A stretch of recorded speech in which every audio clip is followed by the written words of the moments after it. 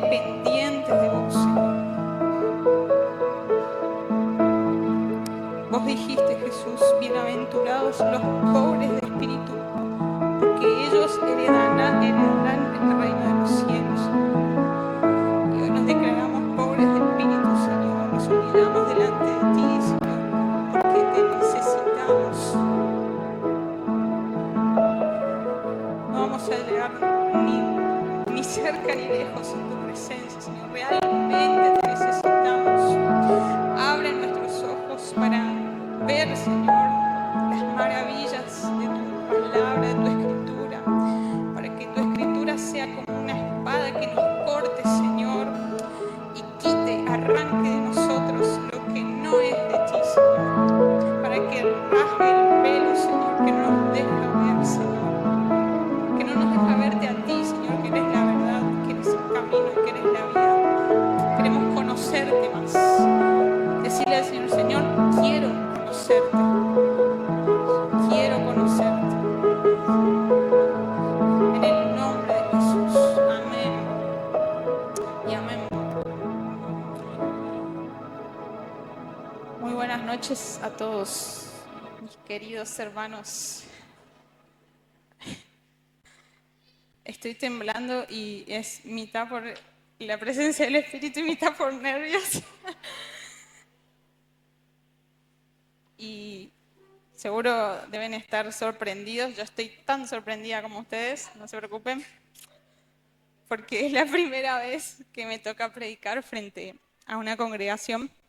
Te voy a pedir, Giovanni, si me puedes dar un poquito más de retorno acá. Sí, gracias. Pero bueno, hace un tiempo atrás había recibido una palabra profética y el Señor me dijo: no digas que no estás lista cuando te llame, porque yo te capacito. Y mientras escribía mi mensaje me acordaba de eso. Y realmente es el Señor el que nos hace crecer, nos hace madurar. Así que bueno, hay que superar también los desafíos, ¿no? Tomar los desafíos y afrontarlos. Bueno, ¿alguien viene por primera vez? Creo, o somos todos de la casa. Somos todos, y no veo ni una cara nueva hoy. Así que bueno, quería solamente contarles, para el que no, por ahí no está enterado, los pastores están de vacaciones, están descansando en Salta, creo que era. Sí, Salta. Están conociendo nuevos paisajes, explorando territorios. Así que bueno, nos dejó a cargo en esta noche. Y me pareció increíblemente hermoso ver otra vez cómo el Espíritu Santo nos conecta, cómo el Espíritu Santo pone un mensaje en el corazón, porque lo que dijo Ani es totalmente del Espíritu, totalmente pertinente, porque hoy vamos a hablar del mayor enemigo que tiene el aspirante a discípulo de Cristo. El enemigo más grande para aquellos que realmente van a pasar de seguidores de Cristo, de simples observadores, a realmente seguidores de Cristo de manera de discípulos, discípulos proféticos. Y para empezar, quiero leer el versículo de Mateo 18, Mateo capítulo 18, versículo 3, que dice: entonces dijo Jesús: les digo la verdad, a menos que se aparten de sus pecados y se vuelvan como niños, nunca entrarán en el reino de los cielos. Un niño pequeño tiende a creer lo que sus padres les dicen, ya que para ellos lo que dicen sus padres es la verdad absoluta, y se debe a que los niños, especialmente en la primera infancia, están en un proceso de aprendizaje, de desarrollo, y la percepción del mundo se basa en gran medida en lo que ven en su entorno, en lo que aprenden dentro del seno familiar. Para un niño, creer lo que sus padres le dicen es fundamental para poder conocer el mundo, ¿verdad? Ahí está la psicopedagoga diciendo, sí. Y que pueda sostener ese vínculo de confianza y de autoridad, que se pueda sostener. Los padres no siempre le explican a los niños todas las decisiones que toman, porque entienden que un niño es pequeño, es inmaduro y no va a comprender las razones de todas las cosas. El niño necesita creer lo que sus padres le dicen que es verdad para poder obedecer, para poder hacer lo que sus padres le dicen sin cuestionar. Es cierto que al principio, por supuesto, esto no se da naturalmente, porque nuestra naturaleza pecaminosa desde niños ya nos busca hacer caer, nos busca cruzar los límites. Pero bueno, de esta manera el niño empieza a conocer esos límites, necesita probarlos, necesita poner a prueba a los padres para que los padres delimiten bien esos límites y se vaya alimentando esa relación de autoridad, esa relación de confianza con sus padres. Y bueno, y en esos momentos que se genera tensión, por no decir otra cosa, los padres tenemos que tener mucha comprensión, mucha paciencia hasta que el niño aprende. Cuando yo le digo a Samuel que si no duerme la siesta a la tarde no va a mirar dibujitos, al principio no me creía y no dormía la siesta. Después cuando yo me ponía firme y aunque Samuel me repetía una y otra y otra y otra vez, ¿puedo mirar dibujitos? ¿Puedo mirar dibujitos? Y yo le decía que no. Ahí Samuel empezó a aprender esto. Empezó a entender que estaba hablando en serio, de que me podía creer. Entonces ahora sabe que si no duerme la siesta, no hay dibujitos. Lo está aprendiendo. A medida que van creciendo los chicos, sí se puede ir explicando ciertas cosas y de hecho empiezan a aparecer de manera natural los cuestionamientos porque es nuestra forma de conocer el mundo, de aprender a relacionarnos también con los demás, a tener un criterio propio. Pero aún así lo que sostiene la obediencia sigue siendo esa relación de autoridad y confianza. El chico puede pensar, está bien, no entiendo mucho, no estoy de todo de acuerdo con lo que me dicen mis papás, que yo la tengo re clara ya, porque los adolescentes no, la tienen re clara. ¿Les pasa o no les pasa en casa?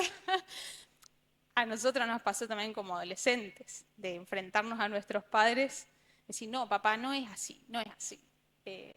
Hoy las cosas se hacen así, hoy se manejan así, pero es también esta construcción, este ida y vuelta, que si es recíproco, si el padre alimenta ese tipo de conversaciones, le ayuda a crear un criterio al chico. Pero aún así, no siempre, no todos los padres van a explicar.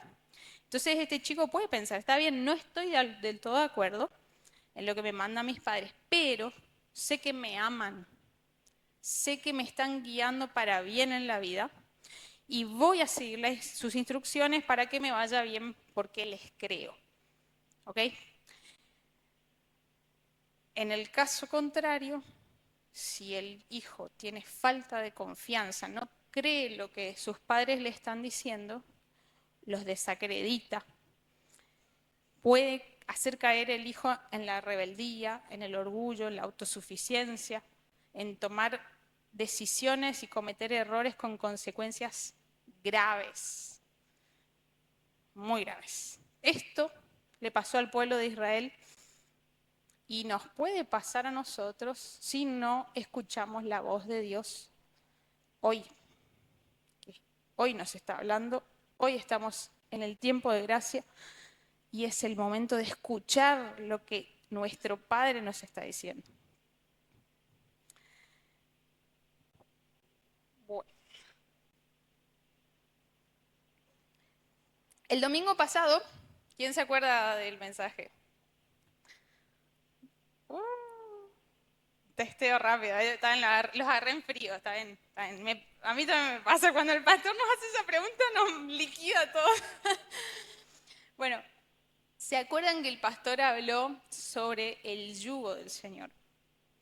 Usó ese verso, ese pasaje donde Jesús dice, tomen mi yugo porque porque mi yugo es fácil y ligera mi carga y yo les voy a dar descanso. Nos llamó a abandonar el yugo del pecado, el yugo de la religión, de las tradiciones, con todas sus reglas y sus limitaciones. Ese domingo nos llamó a abandonar, digamos, esos yugos, a abandonar el yugo de la indisciplina, el yugo del desorden, el yugo de la pereza. Mencionó varios yugos. Los invito a buscar en YouTube después la prédica y volver a escucharlo porque está sin desperdicio.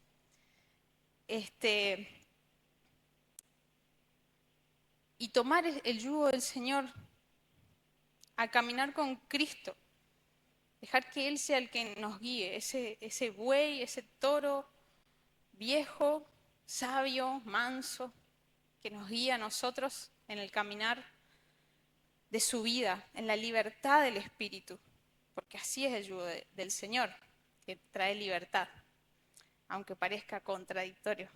Pero así son todas las cuestiones de fe, ¿no es cierto? Hay muchas cosas que no son lógicas en el mundo espiritual, pero no las creemos porque sean lógicas, sino porque la fe es la que nos permite creer.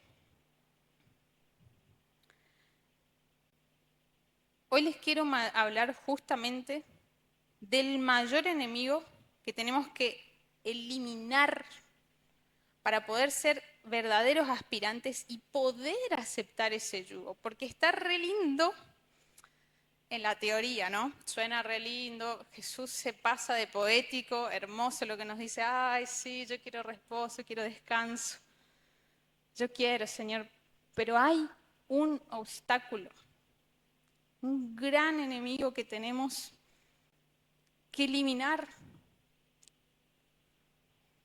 Y dice Hebreos, capítulo 3, versículos 7 al 19, y les invito a buscarlo, porque este es el pasaje central. Hebreos capítulo 3, del 7 al 19.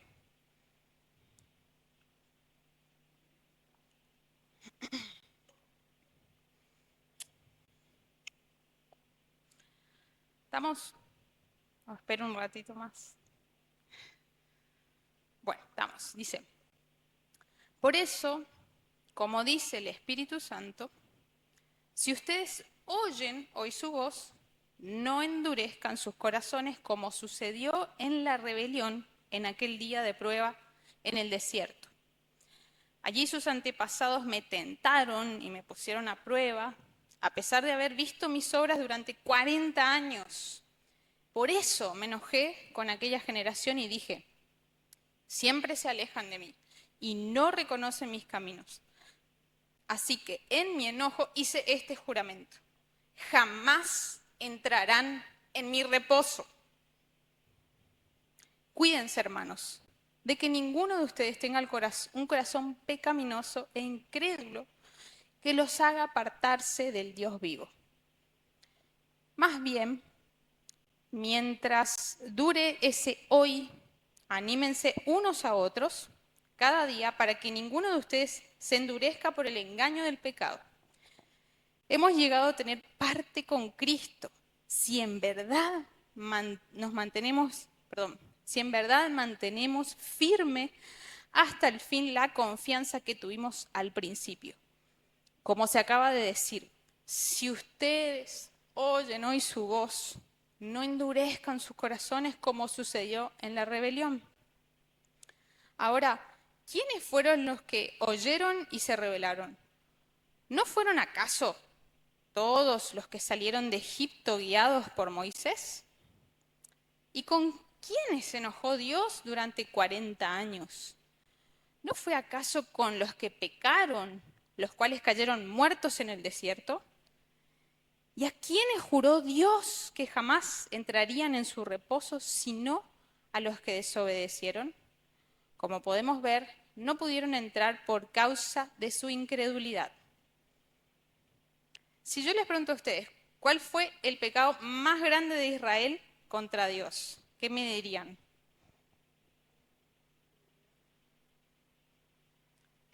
Muy bajito. Ajá, incredulidad, seguir los deseos de su corazón. Ah, endurecer el corazón, perdón. Sí.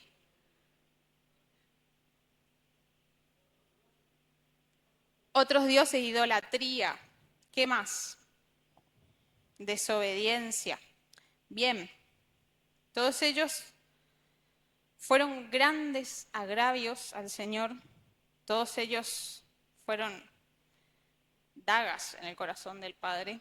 Pero sin duda, todos estos pecados tenían una sola raíz en común y es la primera que mencionaron, no sé quién fue, pero es la incredulidad. Como dice el verso que leímos recién, como podemos ver, no pudieron entrar por causa de su incredulidad. Esa fue la causa, el principio de las cosas. El pueblo de Israel había sido liberado de la esclavitud de Egipto. Habían visto con sus propios ojos las maravillas que hizo Dios para librarlos de la esclavitud. O sea, todas las plagas, eh, todas las demostraciones de poder que el Señor hizo mientras todavía estaban en Egipto.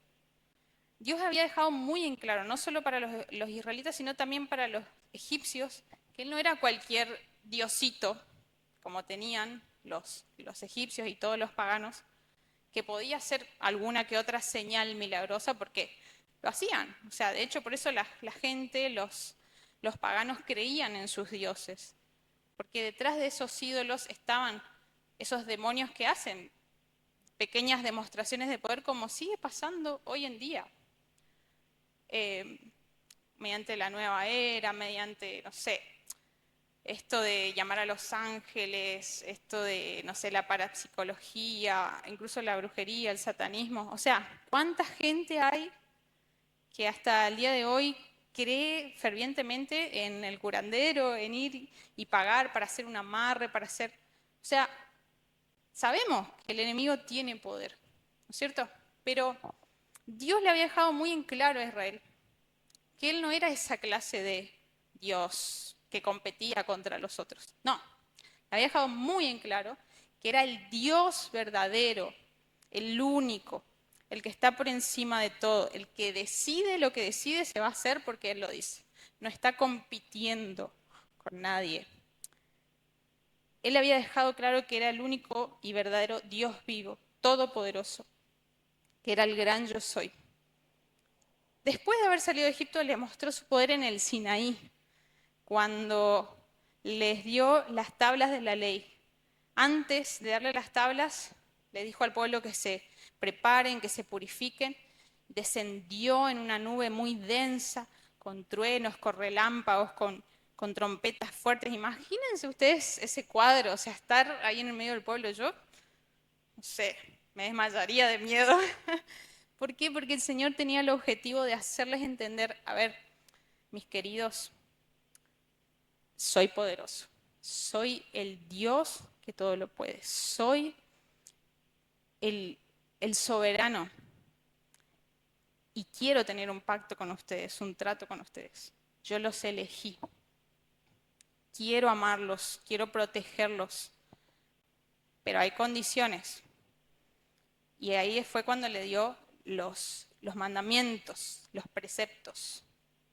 Esto lo hizo porque los israelitas prácticamente no conocían mucho a Dios, más que por la tradición oral. Porque imagínense ustedes, 400 años en Egipto, escuchando todos los días las historias de los patriarcas, de Abraham, de Isaac, de Jacob, de José, y hasta ahí habían llegado.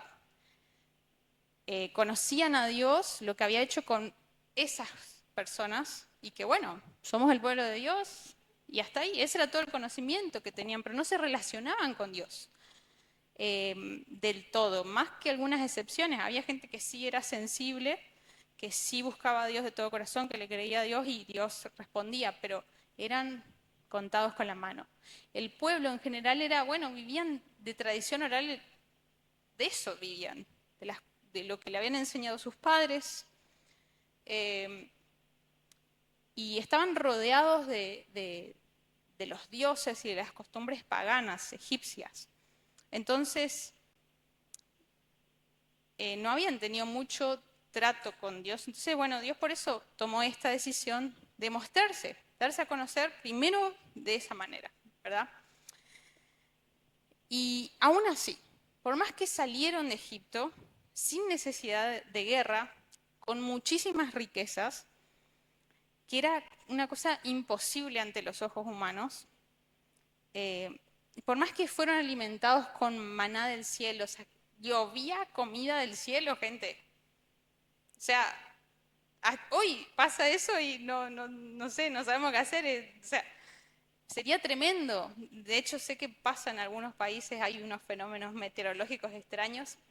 Está muy bueno, muy interesante el dato, pero digo, si nos pasara hoy como cristianos, o sea, Señor, nuestra congregación está pasando necesidad y no tenemos alimento, y el Señor viene y les dice, bueno, salgan mañana temprano a las 6 de la mañana a su patio porque le va a caer, le va a caer comida. Es tremendo, eso no lo puede hacer un ser humano, no lo puede hacer un poder demoníaco, solo Dios puede hacer esa clase de milagros. Eh, Habían recibido codornices, habían recibido agua de manera providencial eh, en varias ocasiones. Eh, Tenían una nube que los cubría del sol y una columna de fuego durante la noche. O sea, la demostración de poder de Dios era constante, ¿no? O sea, no había forma de que digan, no, Dios no existe, Dios, acá Moisés se las dio de líder, digamos, de conquistador y logró, no sé cómo, pero logró sacarnos de Egipto. No, no podían decir eso.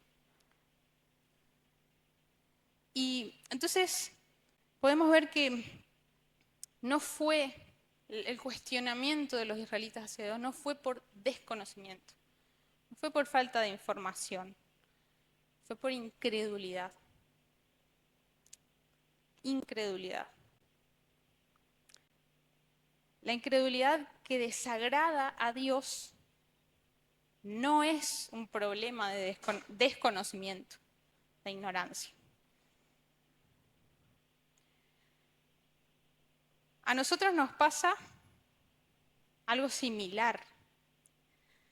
El más grande de los problemas que está enfrentando la iglesia en los últimos tiempos es la falta de fe.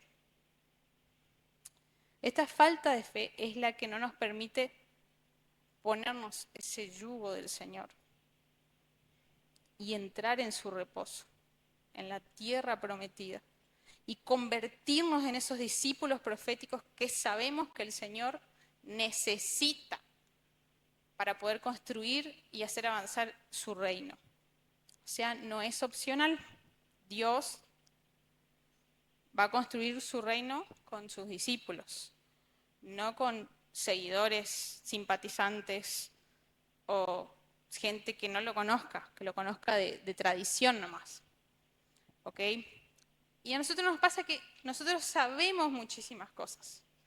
Hemos visto y oído muchísimos, innumerables testimonios del poder de Dios a través de los años. Díganme si, ¿quiénes fueron a una campaña de evangelismo? De, no sé, de Anacondia, o sea, del que sea que haya venido. ¿Quiénes fueron testigos de algún milagro alguna vez? Que hayan orado, que vieron que otra persona oró. Vamos, levanten mano. Bien, ¿quiénes, no sé, escucharon recibir a alguien una palabra profética que se cumplió? Todos podemos levantar la mano, gente. A ver, hemos recolectado una cantidad de testimonios y si no, bueno, empecemos a refrescar la memoria, gente, empecemos a ejercitar la memoria, porque realmente hemos visto el poder de Dios para liberar, para sanar, para proveer, para hacer milagros. Lo hemos vivido nosotros en carne propia. Hemos visto con hermanos. Sabemos cosas, sabemos un montón de cosas. Sabemos la teoría, sabemos la Biblia, sabemos que somos hijos de Dios. Sabemos que Cristo viene pronto, que somos reyes y sacerdotes para su reino, que el Señor nos creó para buenas obras, que vamos a reinar juntamente con Él. Sabemos cientos de palabras, sabemos las enseñanzas de Jesús, o una buena parte de las enseñanzas, o sea, nos resuenan en la cabeza las enseñanzas de Jesús, las parábolas, los principios.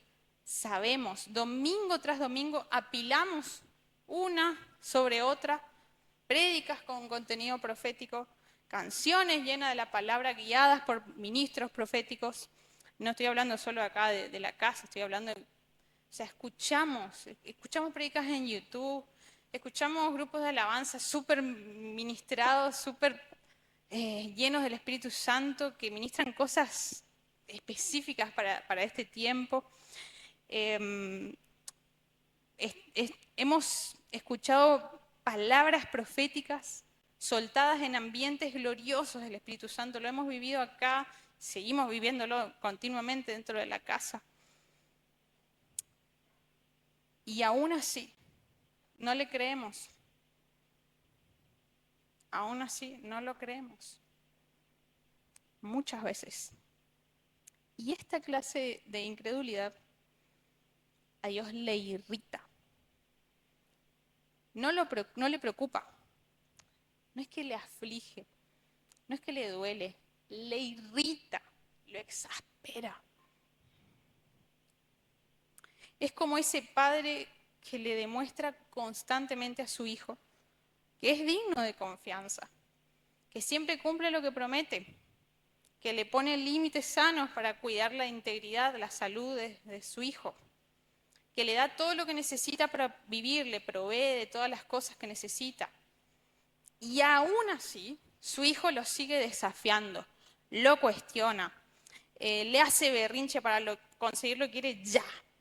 Yo creo que no hay nada que nos exaspere más como padres que esa actitud de nuestro hijo. Incluso cuando son pequeñitos, le tenemos paciencia, lo toleramos porque entendemos que están aprendiendo.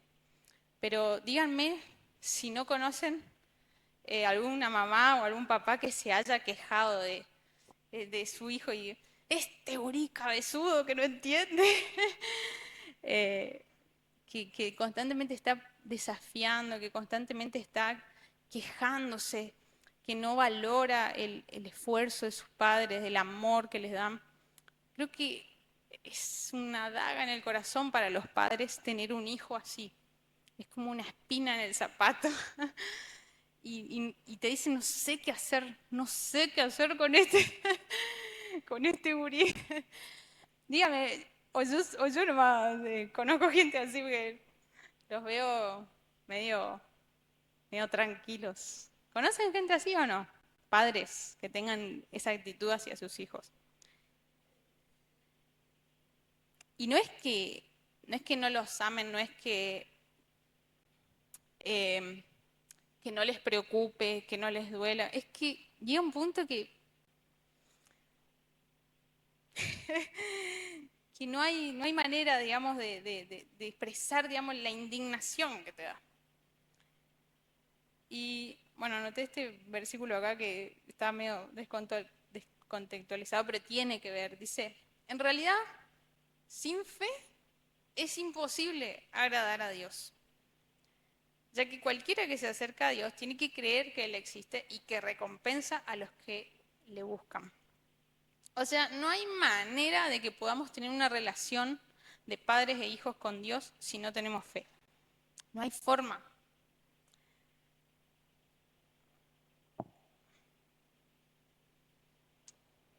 Pero hay que entender una cosa. El problema con la incredulidad no es el acto de dudar en sí, porque veo muchas caras preocupadas. Porque, a ver, ¿quién no dudó alguna vez en su vida de Dios? Todos dudamos. Yo creo que no sé, no existe nadie que alguna vez no haya dudado, ¿es Dios el que me está hablando o es mi mente? Recibí una palabra profética, pero no sé si fue de parte de Dios. Eh, no sé, ese milagro que vi ahí, ese fulanito que dice que Dios le sanó el dolor que tenía, no sé, para mí que estaba actuando. Díganme, nos pasó a todos nos pasó. Y el problema con la incredulidad no es este acto de dudar. Dudar es algo natural de un ser humano que está en crisis. Eh, a todos nos sobresalta la duda en determinados momentos de la vida. Dios, en su misericordia y en su gran amor, nos tiene paciencia y nos enseña. Por ejemplo, en Santiago, a través del apóstol Santiago, enseñó, dice, que cuando oremos, pidamos con fe, no dudando de nada, porque el que duda es semejante a la onda del mar, que es arrastrada por el viento y echada de una parte a la otra. No piense, pues, quien tal haga que recibirá alguna cosa del Señor. El hombre de doble ánimo es inconstante en todos sus caminos. Vemos que no es un mensaje duro de arrepiéntanse, incrédulos, dudadores. No, te estoy enseñando. O sea, cuando ores, orá con fe, porque si no, sos así, digamos. O sea, muy didáctico, muy pedagógico, ¿no? Con esa imagen del barquito. Y es porque el Señor nos enseña a dudar, aunque no es lo esperado, es un proceso natural cuando estamos asimilando algo a lo que no estamos acostumbrados. Como le pasó a Moisés cuando Dios recién lo estaba llamando, que no entendía nada, pobrecito. Pónganse en el lugar de él, o sea, no entendía nada, ver una zarza ardiendo y que no se queme, y que Dios le hable, y yo no sé quién es Dios, quién es este que me está hablando, me está diciendo eh, que me envía a Egipto donde me van a asesinar. O sea, no, imagínense, o sea, yo me pongo en el lugar de Moisés, obvio que te genera un montón de dudas. O como le pasó a Gedeón, que le pidió confirmación a Dios 2 veces. O sea, re atrevido, pero bueno, él le pedía, por favor, Señor, no te enojes, pero por favor confirmame si sos vos el que me está mandando, porque, a ver, me genera crisis tener que ir a enfrentarme a nuestros enemigos que nos tienen sometidos. Y Dios muy pacientemente, muy amorosamente, le cumplió el deseo a Gedeón otra vez, por segunda vez, para que él entienda. Y eso que era el mismísimo ángel del Señor que se sentó a hablar con él, ¿eh? O sea, no es que escuchó una voz, vino el ángel del Señor a hablar con él y decir, Gedeón, hombre valiente, o sea, le habló Dios mismo en persona, imagen 4D.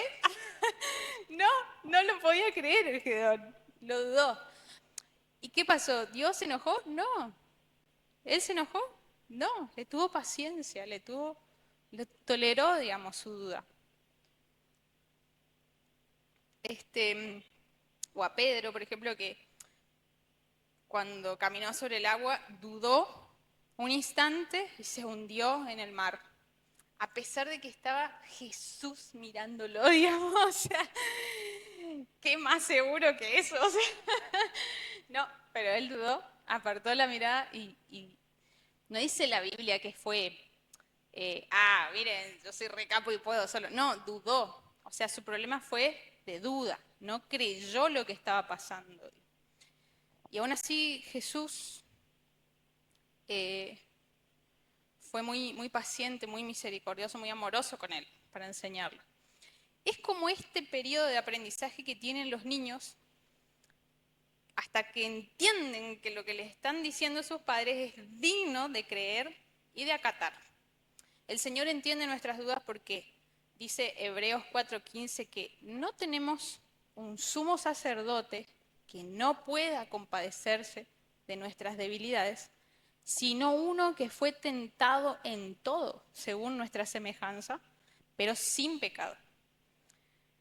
Aunque el Señor señala esta incredulidad y estas dudas, también las tolera porque entiende que estamos aprendiendo.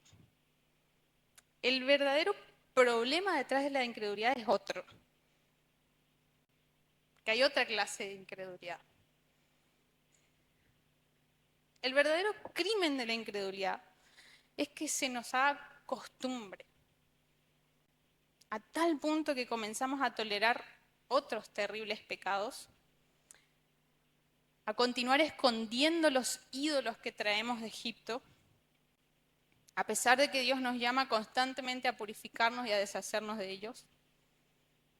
A ver, cuando los israelitas estaban en el desierto, que habían salido de Egipto,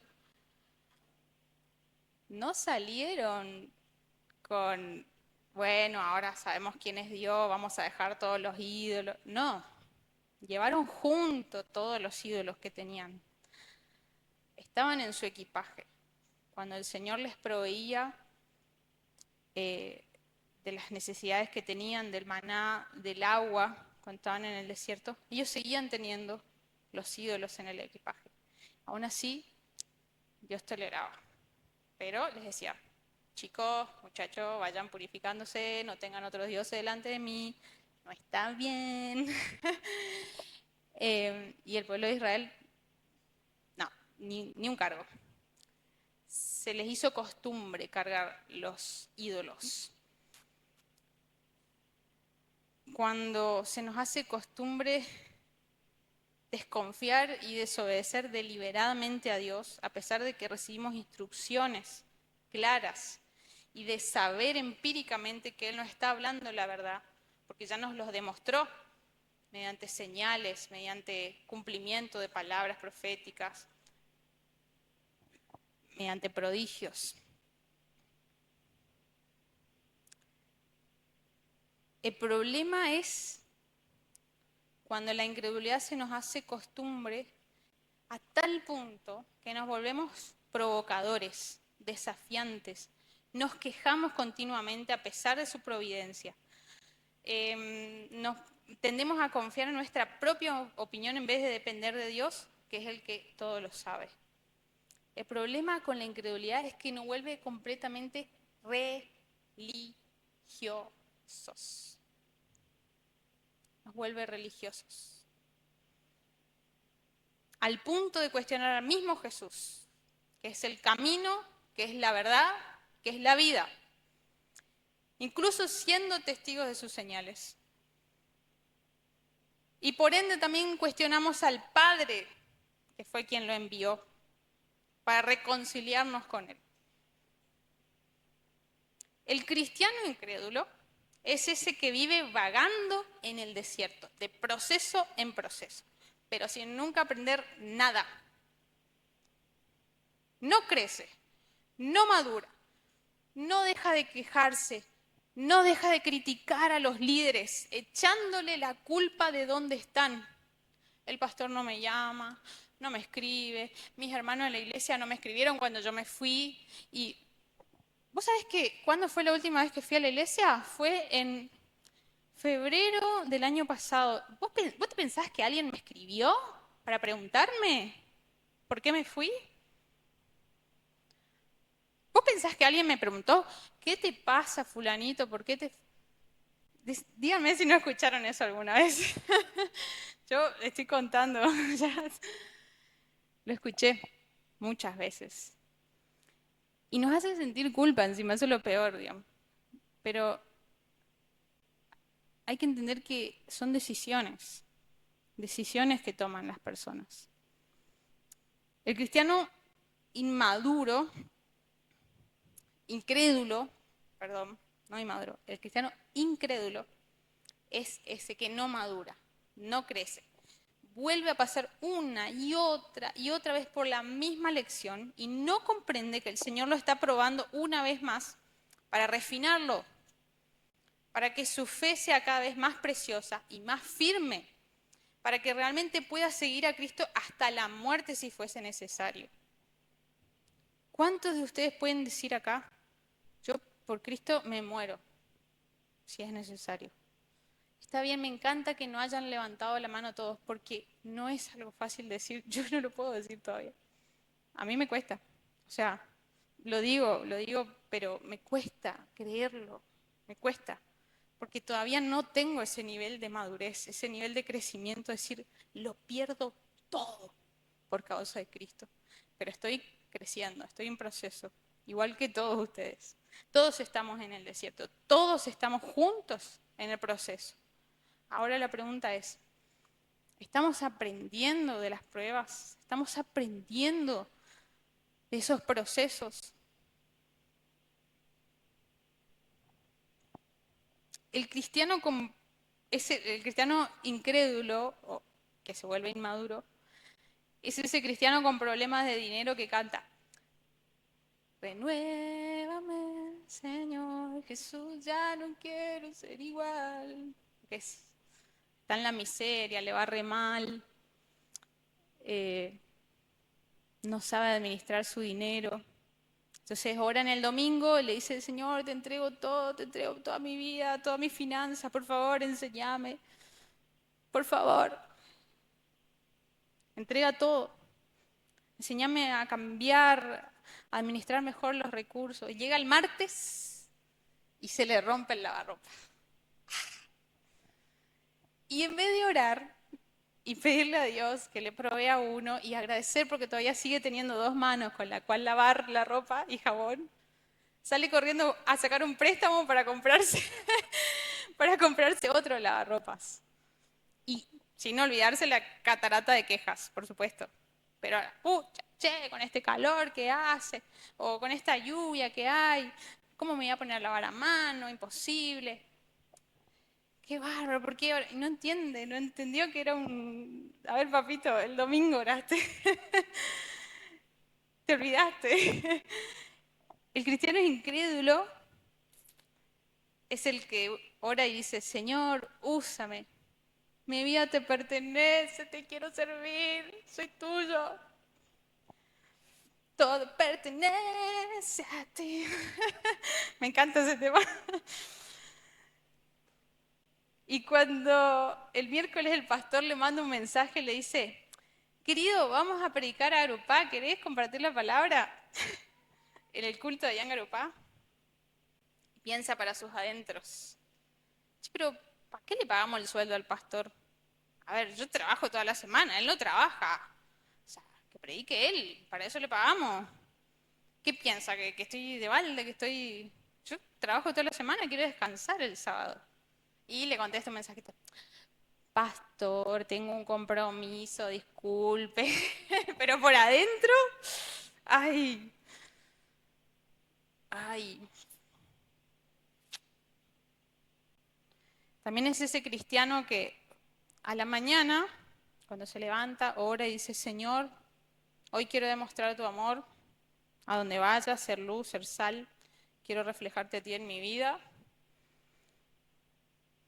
Y al mediodía toca la puerta un hombre medio desaliñado, un poco doloriento, eh, sucio, diciendo que se quedó sin trabajo, que tiene dos chicos, y preguntando si tiene algo para comer, te lo cambio, te barro el piso, o te hago algún trabajito. Y este cristiano no solo que lo mira de arriba abajo pensando: ay, este me va a robar, este está acá para manguearme, para ver qué tengo en mi patio para manguearme, sino que tampoco le comparte nada, le dice: no, no tengo nada. Y mucho menos le predica el evangelio.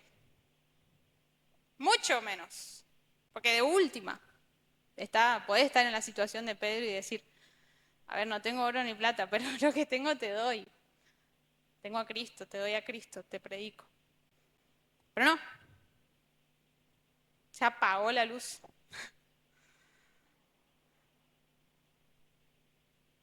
Este tipo de incredulidad sostenida en el tiempo hace que los 40 años de proceso en el desierto sean infructuosos, que sean al pepe. O sea, 40 años de proceso para nada, literal. Que Dios tenga que tomar una decisión radical por amor a la iglesia. No dejarnos entrar en su reposo, es decir, en su reino, que es en Cristo Jesús. La incredulidad es un palo en la rueda de los planes de Dios. Por eso Él no puede dejarnos entrar a la tierra prometida. Y para Él es terriblemente grave, porque no es solo una simple molestia que nos perjudica individualmente a cada uno, sino que contamina todo el cuerpo. Eso es lo peor de la incredulidad. Es lo peor. Y ahora viene la peor parte, va a decir, más palo todavía. Bueno, es lo que me tocó. Yo no quería, pero bueno, el Señor... Miren que le pregunté un montón de veces, Señor, ¿qué mensaje querés que...? Y el Señor me hablaba, me decía, el mismo versículo me lo hacía sonar y yo, Señor, no entiendo qué mensaje. No, y el Señor me volvía a dar este. Si oyeres hoy su voz, no endurezcan su corazón. Eso me hacía sonar en la cabeza y decía, y cuando me senté a escribir empezó la catarata de... Y me hizo llegar acá, a esta parte donde por ahí el punto se llama, la incredulidad detiene el avance del reino de los cielos. Por ahí muchos de ustedes estarían esperando que mencione esos textos donde dice, y Jesús no pudo hacer muchos milagros a causa de la incredulidad de los que estaban en ese lugar. O los discípulos no pudieron expulsar demonios por causa de la incredulidad. Bueno, pero esos son ejemplos justamente de ese tipo de incredulidad de aprendizaje, de la gente que no está acostumbrada, que no tiene que ver con este tipo de incredulidad. El Señor me habló de otra cosa, de otro pasaje de la historia de Israel, cuando apenas ingresaron a Canaán. Y Dios le dio instrucciones claras a Josué de cómo purificar a esta nueva generación de israelitas, porque la generación anterior, que era la que había tentado al Señor en el desierto y que se había muerto en el desierto, era la que había recibido los 10 mandamientos, los pactos del Señor, entre esos el de la circuncisión. Entonces esta nueva generación no estaba circuncidada todavía. Entonces, bueno, el Señor les da instrucción, le dicen purifíquense todos, porque vamos a ir a la guerra contra Jericó. También recibió instrucciones claras de cómo atacar a Jericó, que era la primera gran ciudad cananea que iban a conquistar, que estaba fortificada y que estaba llena de riquezas. Y en el capítulo 6 de Josué está la instrucción clarita. Dice, no se queden, bueno, es más larga, pero agarré una parte nomás. Dice, no se queden con ninguna cosa que esté destinada para ser destruida, pues de lo contrario, ustedes mismos serán destruidos por completo y traerán desgracia al campamento de Israel. Todo lo que esté hecho de plata, oro, de bronce o hierro pertenece al Señor y por eso es sagrado, así que colóquenlo en el tesoro del Señor. En este punto, la batalla física ya estaba asegurada, porque Dios ya había declarado la victoria antes del combate. Los enemigos estaban técnicamente ya derrotados. Es decir, que en esta ocasión no tenían que luchar, no era una prueba de fe propiamente dicha, porque no tenían que luchar contra el temor ni contra la incertidumbre, a ver qué será, qué va a pasar.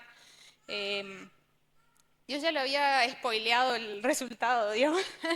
Van a ganar, quédense tranquilos, solamente no tomen nada, porque no, esa era la instrucción, clarito.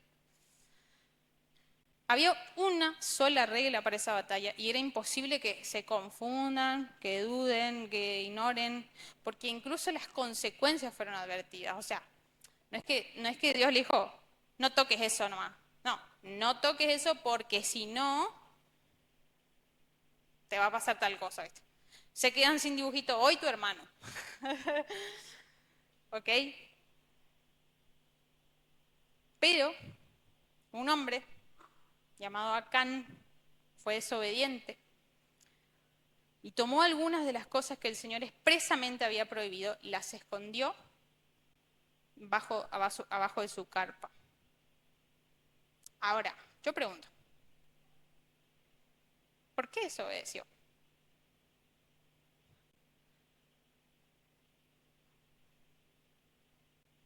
¿No fue acaso por la incredulidad? ¿No le creyó al Señor estando ya en la tierra prometida? O sea, lo que el Señor había hablado desde Abraham ya se estaba cumpliendo. Había entrado a la tierra prometida. Viendo con sus propios ojos y siendo partícipe de la tremenda victoria que el Señor ya les había dado. O sea, porque atacaron Jericó y ganaron, que era imposible porque era una ciudad fortificada. Estando tan cerca, pero así de cerca de alcanzar la promesa de la heredad, de la herencia.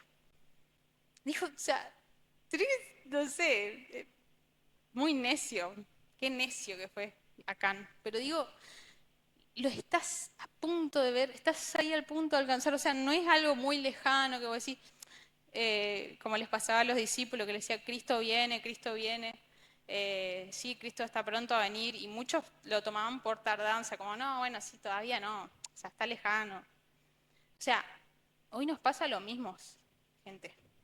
Cristo viene, y estamos así de verlo, así. Pero no creemos. Por causa de su pecado, se encendió el enojo del Señor hacia todo Israel.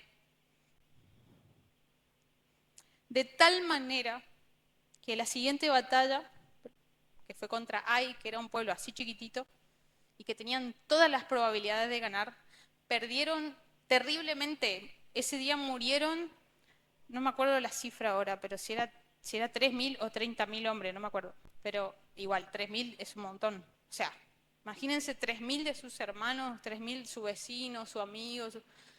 Perdieron, pero mal. Les dolió. Fue estadísticamente absurda la derrota que tuvieron. Y Josué, cuando le consulta a Dios, que me da gracia porque, haciendo un paréntesis, porque muchos usan este verso, este pasaje para decir, el líder Josué tuvo la culpa porque no consultó a Dios antes de ir a Ai.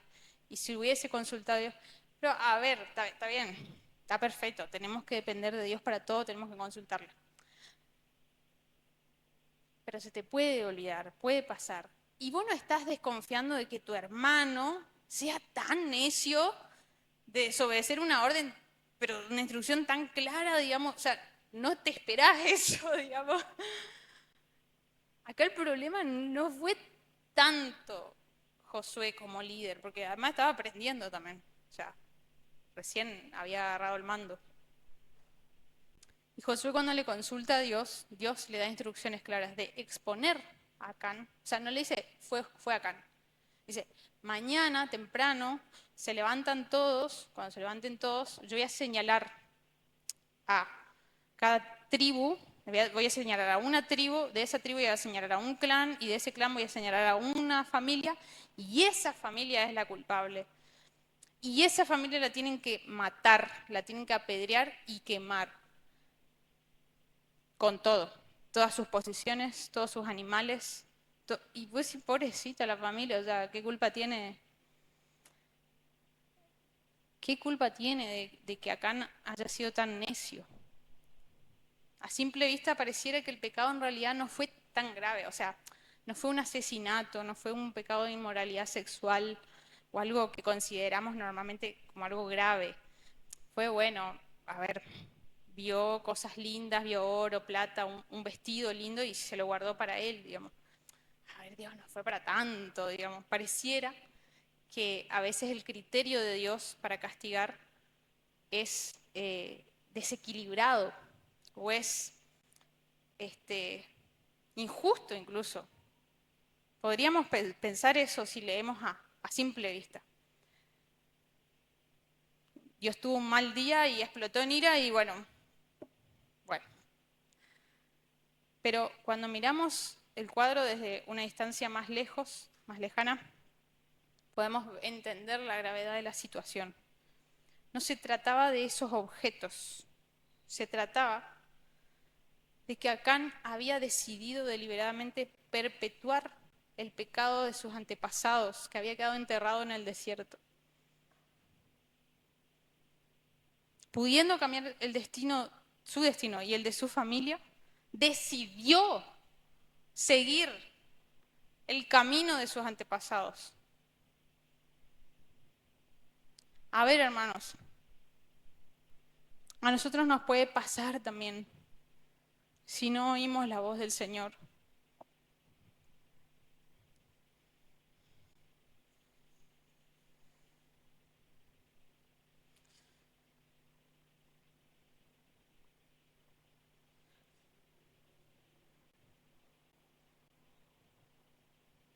Nos puede pasar de que hayamos sido librados de Egipto, que el Señor nos haya liberado de la esclavitud del pecado, de los demonios,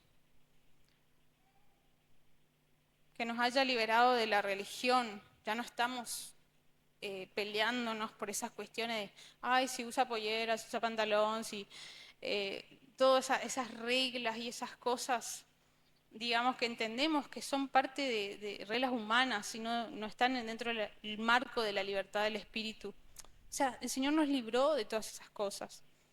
Nos libró y nos sigue librando de, no sé, de la pereza, de la indisciplina, que son los otros yugos que mencionó el pastor.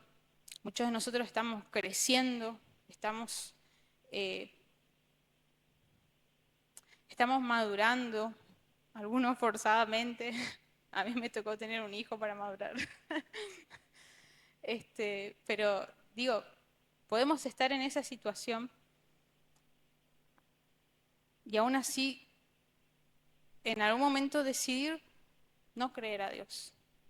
A pesar de todo lo que hemos visto, a pesar de todo lo que hemos oído, a pesar de todo lo que Dios ha hecho con nosotros, decidimos confiar en nuestro propio criterio. Y el encubrimiento de pecado es un problema corporativo y las consecuencias y la culpa recae sobre todos.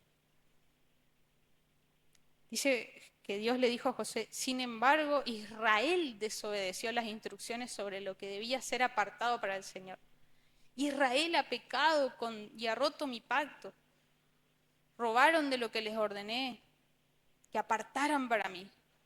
Y no solo robaron, sino que además mintieron y escondieron los objetos robados entre su pertenencia. Fue uno nomás, ¿eh? Una persona. Por esa razón los israelitas huyen derrotados de sus enemigos.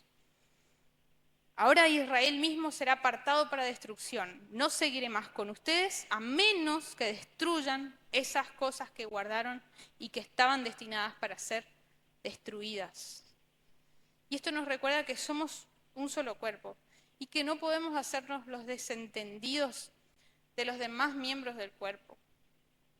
Porque nuestro pecado es un veneno para nuestro hermano y el pecado del otro también nos hace daño a nosotros. Cuando un miembro del cuerpo está enfermo, todo el cuerpo se ve afectado. Y no es solo en casos de enfermedad, de casos de pasarla mal, digamos, económicamente o de desánimo. No, en esto también nos afecta. Por eso es que existe el principio de la confesión. Confiesen sus pecados unos a otros y oren unos por otros para que sean sanados.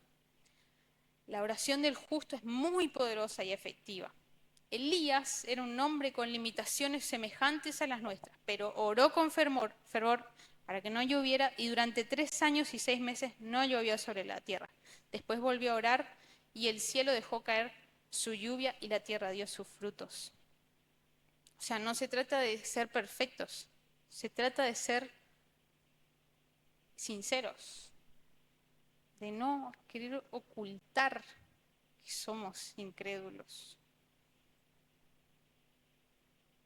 O sea, dejemos de actuar que sí le creemos a Dios.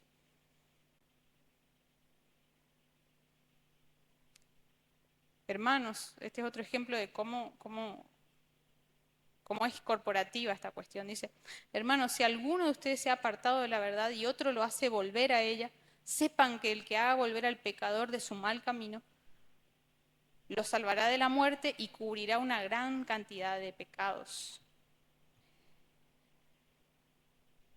Y por último, por lo tanto, dejando la mentira, hable cada uno a su prójimo con la verdad, porque todos somos miembros de un mismo cuerpo.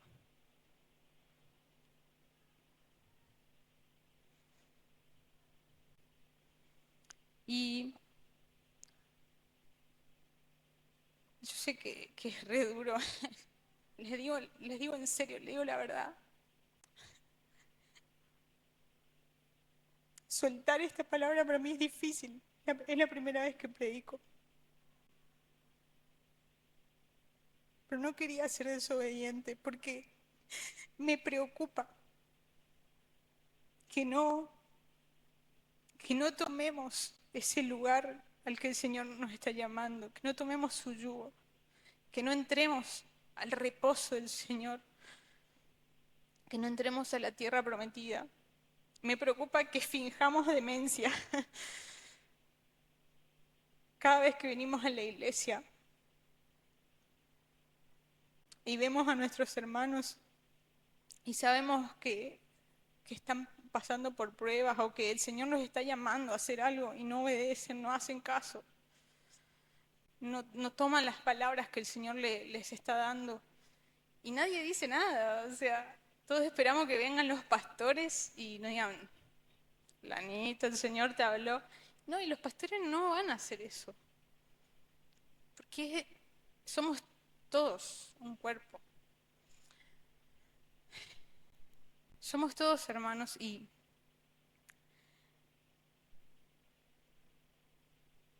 si no nos volvemos como niños en este sentido, y no le creemos a Dios, y no nos volvemos sinceros delante de Él, como un niño que cree lo que dice su padre, y no esconde nada, y aprende a obedecerlo, no vamos a poder cargar su yugo ni tener un reposo jamás. Jamás entraremos al reposo del Señor. Y tampoco podemos ser partícipes del reino de los cielos. O sea, no heredaremos el reino de los cielos, que es real, que no es un cuento lindo para mantener nuestra fe ilusionada, alimentada con esa ilusión al mejor estilo de Disney. Hoy el Señor nos está diciendo que nos arrepintamos porque el reino de los cielos se ha acercado. Y el deseo del Señor es que ninguno se pierda, sino que todos procedamos al arrepentimiento. Yo los quiero animar a que comencemos a practicar la verdad, a practicar la palabra. Dice la palabra del Señor que la fe viene por el oír y el oír por la palabra de Dios. Entonces, yo los quiero animar y me gustaría, te voy a pedir, Gonza, si puedes acompañarme.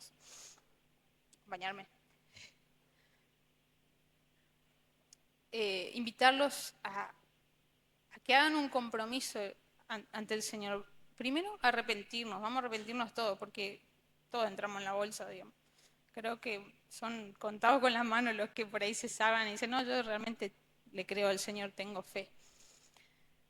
Pero creo que todos necesitamos arrepentirnos de la incredulidad. Y además de todos los pecados que trae la costumbre de esta incredulidad. Porque a causa de no creer al Señor, día tras día, año tras año, hemos estado arrastrando muchos pecados a los que llamamos debilidades. Y no son debilidades, son pecados. Y tenemos que abrir el corazón, hermanos. Tenemos que confesarlo para que seamos sanados, para que el cuerpo no se corrompa y que todos podamos entrar en el reposo. Porque si no, Dios va a tener que tomar una decisión. Y de hecho lo va a hacer, pero lo advierte. lo advierte muchas veces. El que no da frutos será cortado y será echado fuera.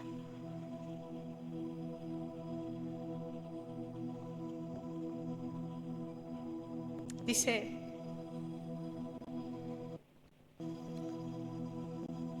Juan el Bautista: yo a la verdad os bautizo en agua para arrepentimiento, pero el que viene tras mí, cuyo calzado no soy digno de llevar, es más poderoso que yo. Él los bautizará en Espíritu Santo y fuego. Amén. Su aventador está en su mano, y él limpiará su era y recogerá su trigo en el granero y quemará la paja en fuego que nunca se apagará. Hermano, te quiero exhortar a que te arrepientas de la incredulidad. Basta de no creer lo que el Señor te dice. De que sí podés tener una carga ligera, de que realmente la carga del Señor no es difícil ser cristiano. No es difícil seguir a Cristo.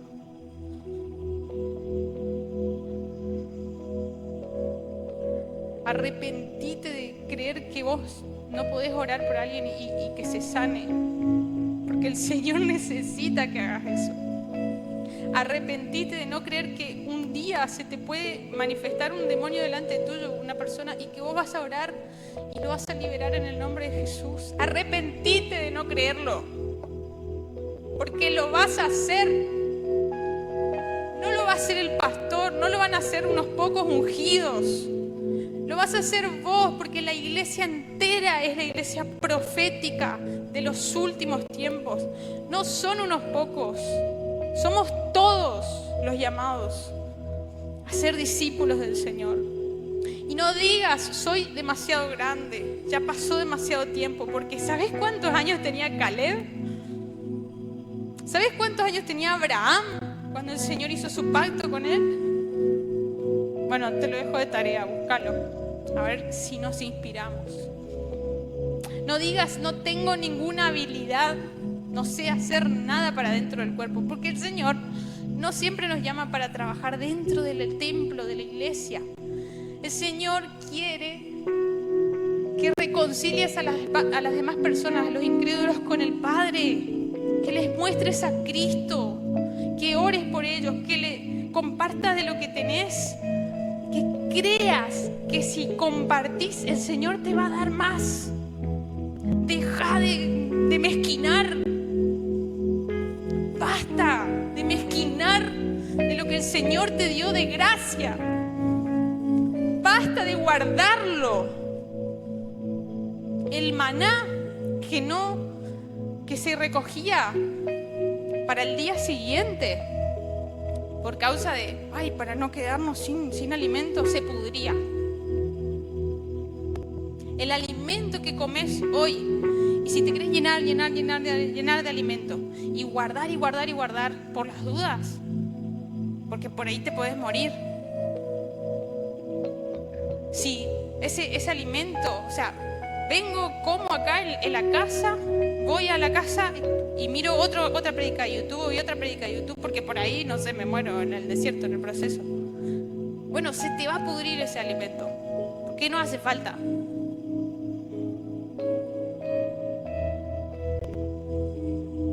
Pero dar de gracia lo que recibimos es uno de los aspectos de ser un discípulo profético, y tiene que ser la normalidad, se va a volver nuestra normalidad. Estar dispuesto a dar una palabra cuando ves que hay alguien que está realmente mal, que te está diciendo, se abre su corazón y te dice, tengo depresión, no sé qué más hacer, tengo este problema. Deja de sobarle la espalda y decirle, ay, sí, cómo te entiendo, no sé qué. No, presentale a Cristo. Decirle, está bien, yo sé, pero yo estuve en la misma situación que vos y Cristo me sacó. Lo que de gracia recibiste, de gracia dalo. No importa si es así, poquitito. va a ir creciendo. Pero deja de lado la incredulidad. ¿Cuántas veces nos pasa que creemos que esa persona nos va a rechazar? Que creemos que, con el tema del alimento, creemos que si damos no nos va a alcanzar para fin de mes, no vamos a llegar. Creemos que si oramos por alguien no se va a sanar por ahí, quedamos avergonzados. Digamos, como si fuese una decisión nuestra y no de Dios el sanar a esa persona. Hermano, yo te animo porque el Señor, la buena noticia de esto es que hay una contraparte, y es que a los que creen, las señales le van a seguir.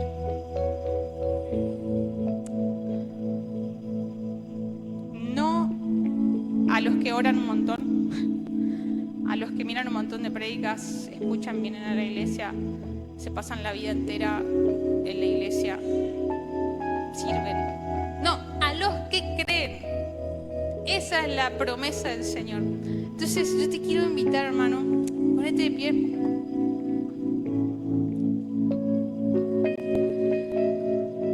Y vamos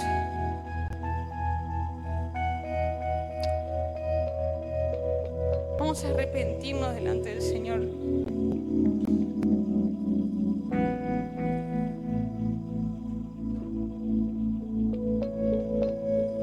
Si sentís, si querés en tu corazón tomar la decisión y te parece importante hacerlo público, te invito a que puedas pasar también y junto conmigo, porque yo soy la primera que se arrepiente. Vamos a declararnos pobres de espíritu. Señor, perdón, perdoname. Nos arrepentimos, Señor.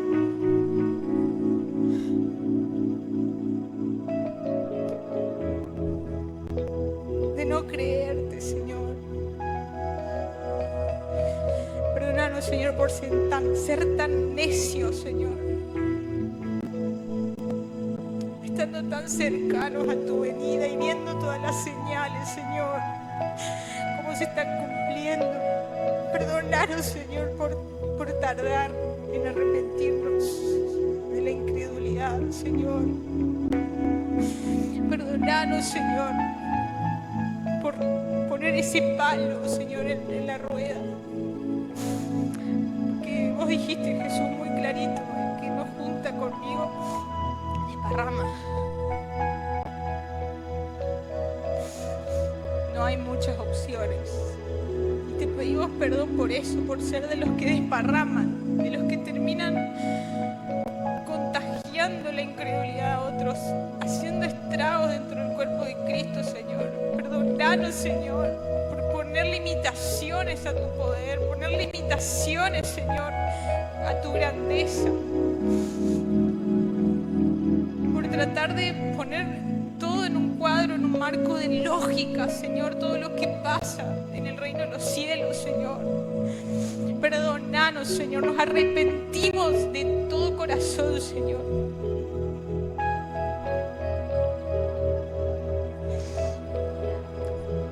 Levanta tu voz, iglesia, no tengas vergüenza porque acá estamos todos en la misma. Sí, como ese niño pequeño que le dice, perdón, papá, perdón, papi. Señor,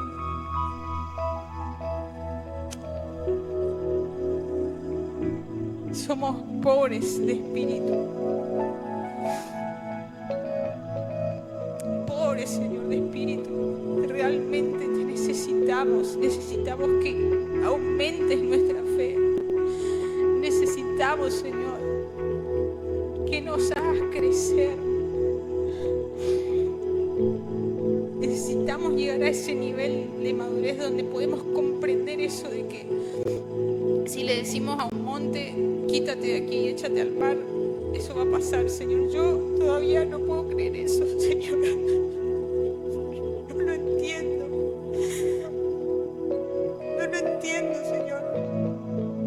Mi mente es muy limitada, muy escasa, Señor.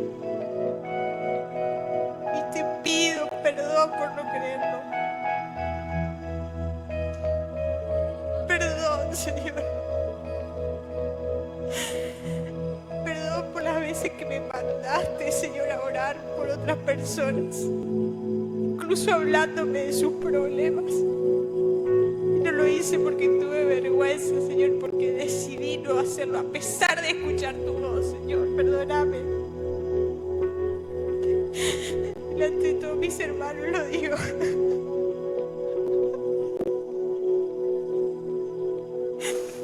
Perdóname, Señor, por no creer cuando me decís todo lo puedo en Cristo que me fortalece.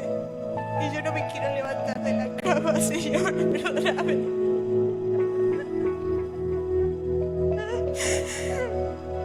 Porque aunque conozco tu palabra, no te obedezco, Señor. Perdóname por no creerte, Señor. Me arrepiento, Señor.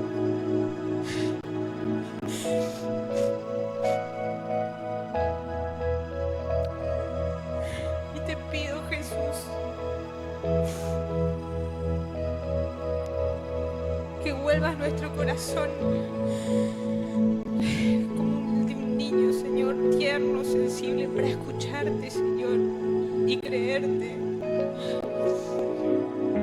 Así como Samuel me cree cuando le digo, no sé, que a la tarde le voy a dar un caramelo.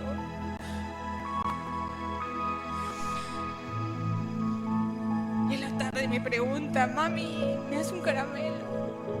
Yo te quiero creer así, Señor.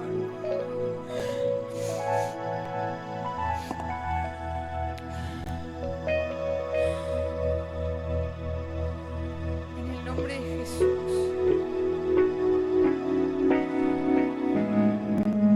Enséñanos, Señor, a ser como esos niños.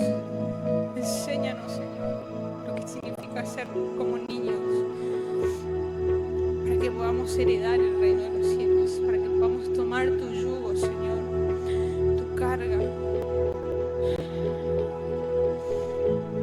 para que entremos en tu reposo, Señor.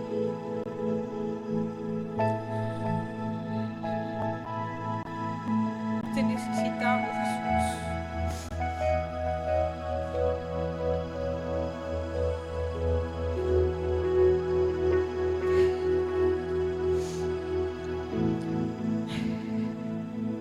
Gracias, Señor, gracias. Que nos amás tanto, Señor, que no nos dejas así como estamos. Gracias, Señor. Te invito, hermano, a que le des gracias al Señor, porque sus palabras son vida, son verdad, son más cortantes que espada de doble filo, que discierne los pensamientos y penetra hasta las coyunturas, Señor, hasta los tuétanos. Señor, gracias porque nos desnudás los pensamientos, Señor, porque nos confrontás, que nos llamás al arrepentimiento, a enderezar, Señor, el camino para tu venida. Gracias, Señor, por tu inmensa misericordia, por tu paciencia, Señor, qué bueno eres. Gracias, Señor. Gracias, Espíritu Santo, por convencernos, Señor, de nuestro pecado, del juicio y de tu justicia, Señor. Gracias, gracias por todos mis hermanos, Señor. Gracias por esta casa, Señor, porque yo sé que ya has estado trabajando en nosotros, Señor. Nos has estado haciendo crecer muchísimo, nos hiciste madurar a todos, Señor, corporativamente, Señor.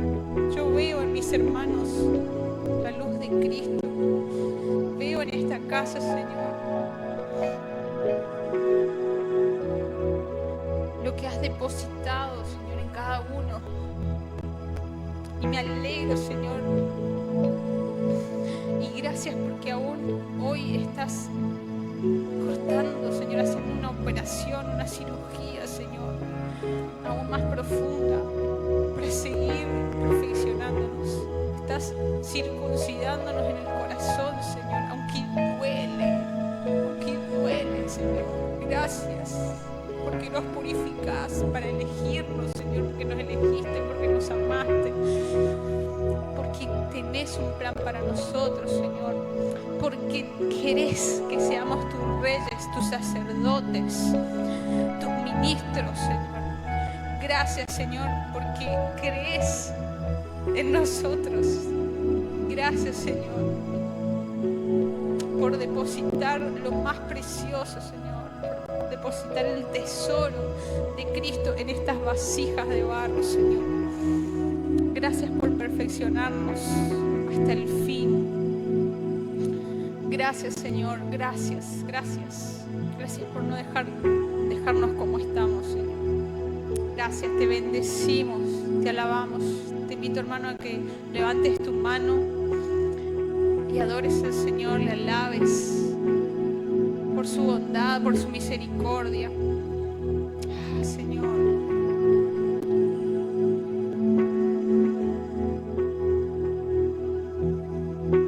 Qué maravillosa que es tu ley, Señor.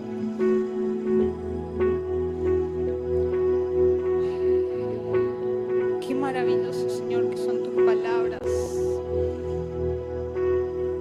Gracias, Señor. En el nombre de Jesús. Amén.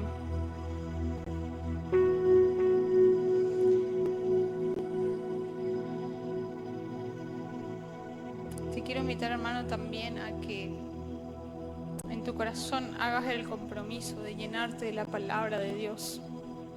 No te olvides que por la fe,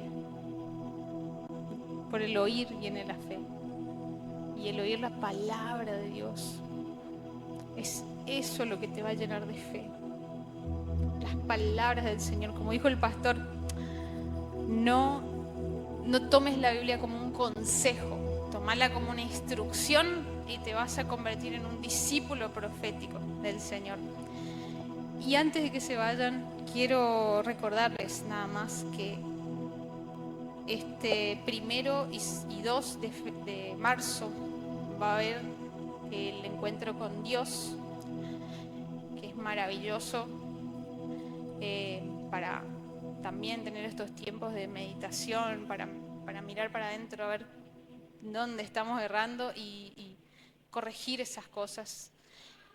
Y te quiero invitar a que te pongas como objetivo orar por alguien, por algún amigo, por alguna persona o alguien el que el Señor ponga en tu camino para poder traerlo también al encuentro. Y si Dios te mueve a pagarle la inscripción, también hacelo. Hacelo con tal de empezar a trabajar con pasos prácticos, esto que estamos recibiendo hoy, y no solo de palabra, no solo de boca, sino empezar a practicar estos principios de dar de gracia lo que hemos recibido. Orar, predicar el evangelio, decirle a esa persona, predicarle el evangelio, contarle tu testimonio, contarle que el Señor te libró. Empezá a practicar. Si ves que si se te manifiesta, y reprende al demonio también y echarle fuera. O sea, aprovechá esos momentos, que tiempo y ocasión acontecen a todos, dice la palabra. Así que bueno, invitadísimos, y las inscripciones son con Andrea, ¿no? Andrea, ahí, así que cualquier cosa pidan su número y se comunican con ella. Están libres.